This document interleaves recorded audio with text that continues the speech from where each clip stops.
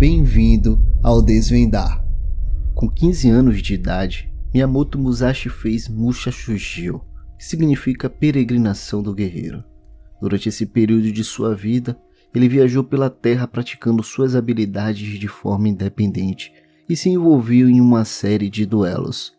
Depois de receber o status de Ronin, ele encontrou o oponente mais desafiador que já enfrentou, Sasaki Kojiro, e o matou. Após este evento, ele renunciou a fazer duelos letais.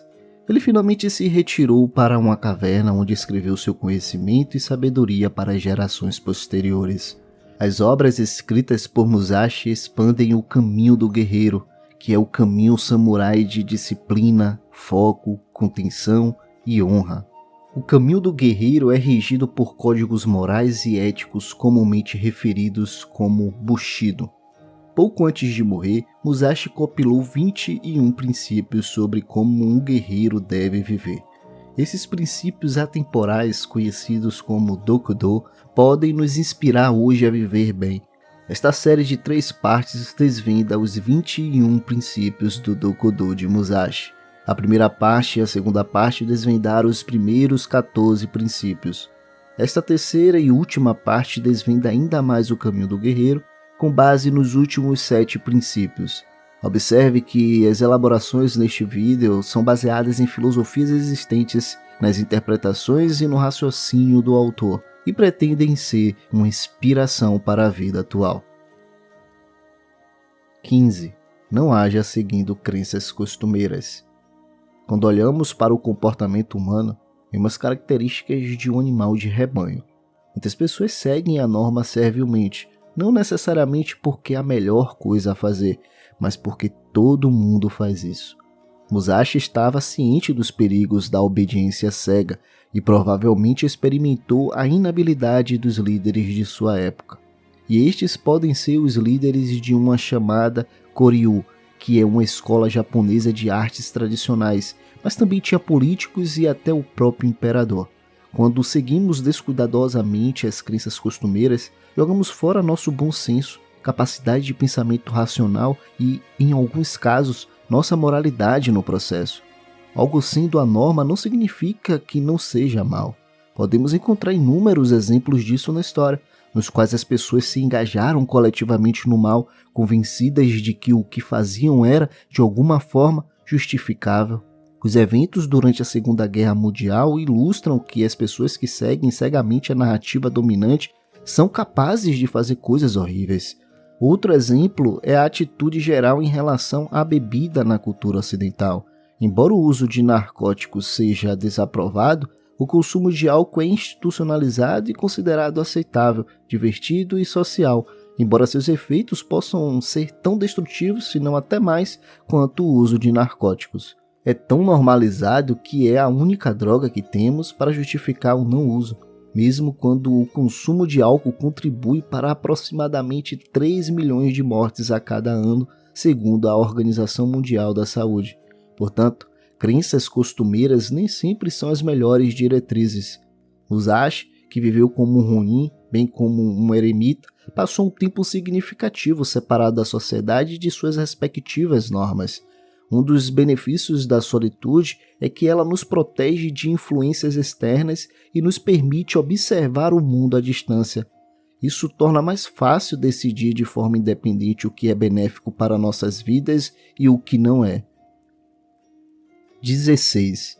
Não colecione armas ou pratique com armas além do que é útil.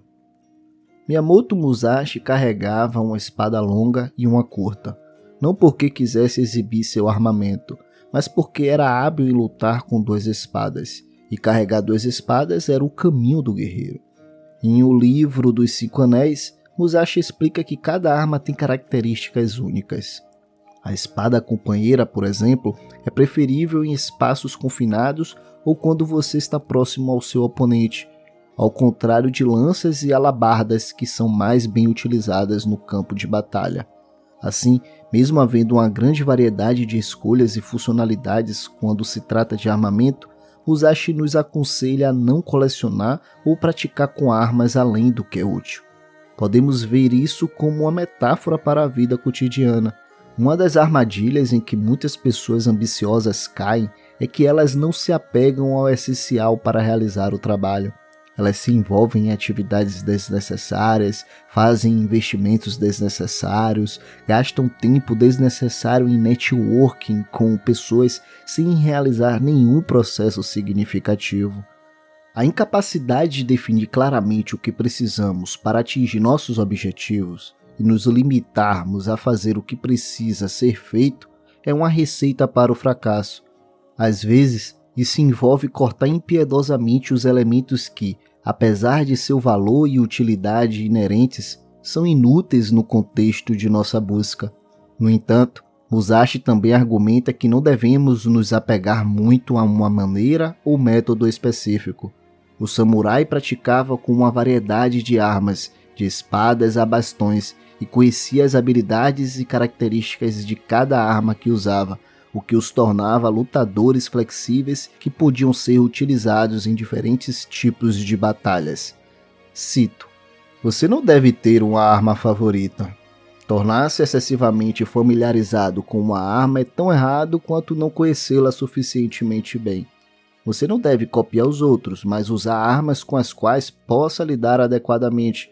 É ruim para comandantes e tropas terem gostos e desgostos. Isso é algo que você deve aprender completamente."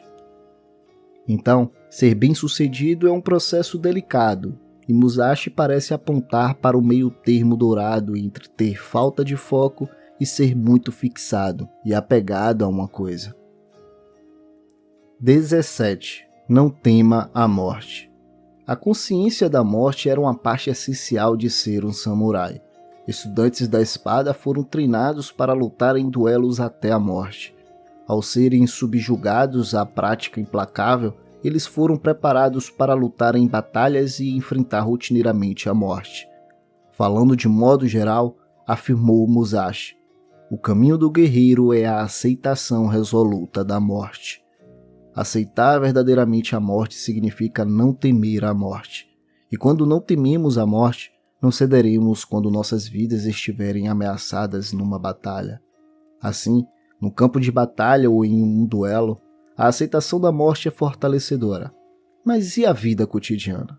Embora a maioria de nós provavelmente seja menos propensa a ter nossos crânios cortados por uma espada longa, em comparação com aqueles que viveram no Japão do século XVII, a morte ainda está à espreita nas sombras em todos os lugares que vamos. A vida não é um conto de fadas. Todos nós morreremos e podemos morrer a qualquer momento. No entanto, muitos de nós deixamos o medo do inevitável gerar uma ansiedade desnecessária. Isso é lamentável porque, enquanto estivermos vivos, não estaremos mortos. Então isso não nos atrapalha de forma alguma. Mas quando estamos mortos, não estamos vivos e simplesmente não sabemos como é. Então não podemos julgar se é ruim ou não morrer. Talvez a morte seja o portal para algo muito mais agradável que a vida. Talvez não. Mas se a morte significa simplesmente a ausência de vida, então pelo menos estamos libertos de todos os sofrimentos da vida. Resumidamente, é inútil se preocupar com a morte porque não sabemos o que é. 18. Não procure possuir bens ou feudos para a sua velhice. Pode estar claro agora que Musashi era um minimalista. Ele viveu por honra, vitória, aperfeiçoando sua habilidade e contribuindo para a humanidade compartilhando sua sabedoria.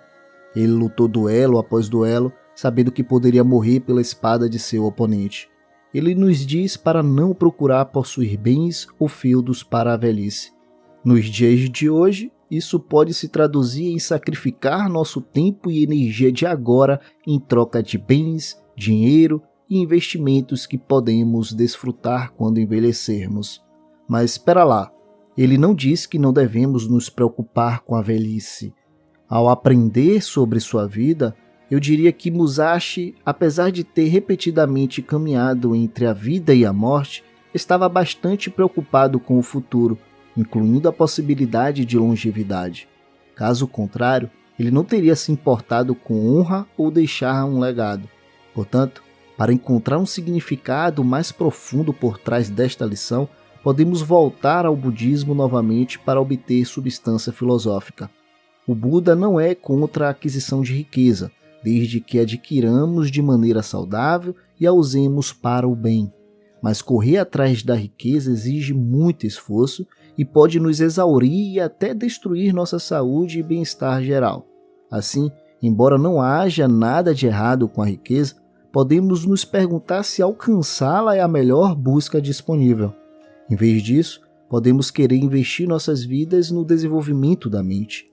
No caso de Musashi, essa busca foi personificada pela perfeição de sua esgrima, mas existem outras maneiras disponíveis que podem ser muito mais satisfatórias e confiáveis do que a acumulação de riqueza. Em vez de tentar entrar na velhice o mais rico possível, um budista pode se concentrar em desenvolver um sentimento de contentamento com o momento presente, porque se podemos nos contentar com pouco, podemos nos aposentar com uma renda razoável, digamos assim. 19. Respeite Buda e os deuses sem contar com a ajuda deles. Seguir Buda como um professor espiritual ou acreditar em Deus ou outras divindades não significa que não somos responsáveis por nossas próprias vidas.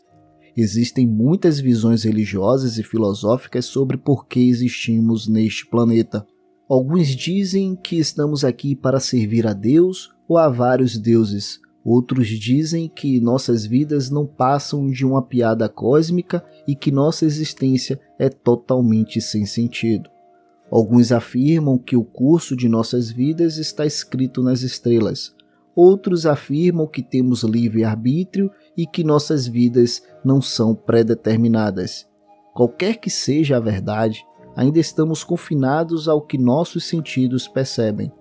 Quando olhamos para a natureza da existência humana de nosso próprio ponto de vista, vemos que temos arbítrio. Além disso, somos responsáveis pelo que fazemos e pelo que não fazemos.